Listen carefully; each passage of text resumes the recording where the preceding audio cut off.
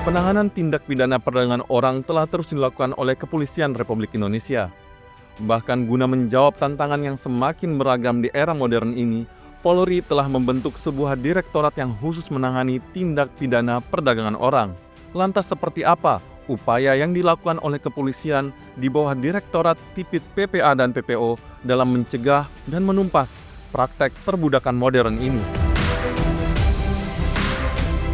Dan pemirsa, sudah bersama saya saat ini Direktur Tindak Pidana PPA PPO yang juga menangani tentunya terkait perdagangan orang, Brigjen Pol Desi Andriani. Ibu Desi, apa kabar Ibu? Terima kasih atas waktu dan kesempatannya. Alhamdulillah, terima kasih Mas. Sehat hari ini ya. Alhamdulillah.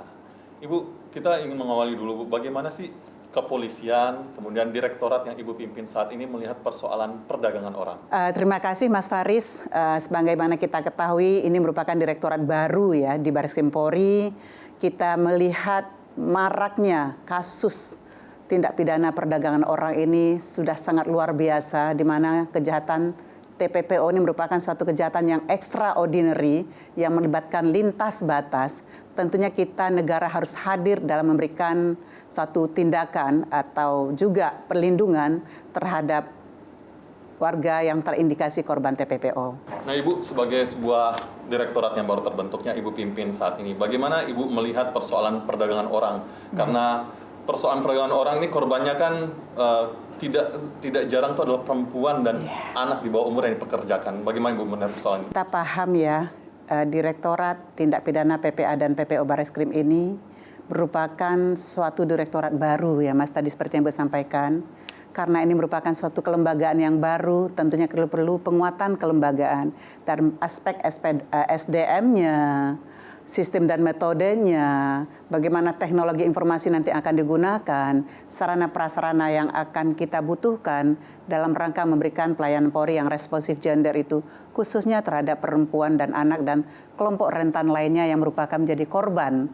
Dan juga dikaitkan tadi dengan TPPO, di mana anak dan perempuan serta kelompok rentan lainnya yang juga menjadi korban eksploitasi oleh tindak pidana perdagangan orang tadi ini. Ini saling keterkaitan ya Mas ya, antara PPA dan PPO tadi. Karena kita tetap concern terhadap perempuan dan anak dan kelompok rentan lainnya yang menjadi eksploitasi khususnya di tindak pidana perdagangan orang. Jadi kita masih dalam tahap penataan kelembagaan, memberikan penguatan kepada lembaga yang baru ini. Kita juga harus mengukur sumber daya yang ada, sejauh mana bisa merunning organisasi ini agar menjadi lebih optimal lagi. Selanjutnya Bu, terkait dengan kerjasama antar lembaga nih Bu. Direktorat Ibu baru terbentuk, kemudian di pemerintahan juga Kementerian Perlindungan Pekerja Migran juga baru terbentuk. Bagaimana Bu kerjasama antar lembaga baik Polri dengan kementerian hingga saat ini? TPPO ini merupakan satu kejahatan yang sangat luar biasa, extraordinary, tidak akan mungkin bisa kita kerjakan sendiri. Untuk itu perlu kerjasama lintas kementerian lembaga. Dalam hal ini beberapa kementerian lembaga yang tergabung dalam, ada lebih kurang sekitar 27 kementerian lembaga yang tergabung dalam gugus tugas penanganan dan pencegahan tindak pidana perdagangan orang. Tentunya kita harus saling berkolaborasi. Tentunya aspek pencegahan yang dilakukan oleh gugus tugas pencegahan lebih optimal lagi dalam melakukan tindakan pencegahan. Apa nih saran Ibu kepada masyarakat agar terhindar dari tindak pidana perdagangan orang, agar tidak menjadi korban? Pastikan yang pertama, kalau sudah ada suatu unsur-unsur ya, misalnya diberikan suatu kemudahan tanpa harus mengeluarkan biaya sepersen pun, itu perlu diwaspadai. Ya kan? Kedua, dengan janji-janji yang muluk bahwa nanti akan diberikan gaji yang besar, yang fantastis, juga perlu diwaspadai.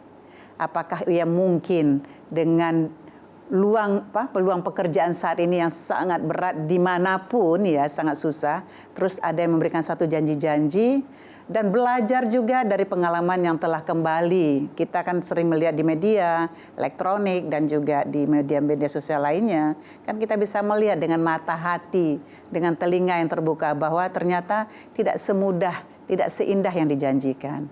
Belajar dari pengalaman orang yang merasakan ya pahitnya di luar negeri, kembali menjadi korban, tidak harus kita merasakan langsung pengalaman tersebut.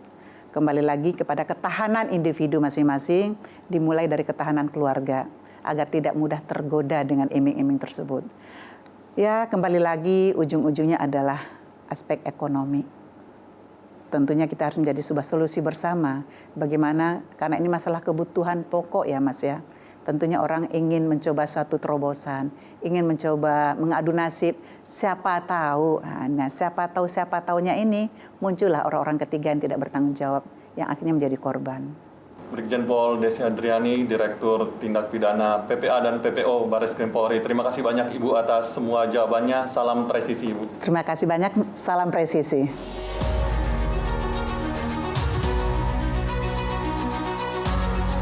Pemirsa, demikian Polisi Menjawab edisi kali ini. Polisi Menjawab hadir untuk menuntaskan rasa keingintahuan publik akan berbagai informasi, mengungkap kebenaran dan akurasi sebuah informasi. Mari bersama pemirsa kita lawan tindak pidana perdagangan orang dan salam presisi.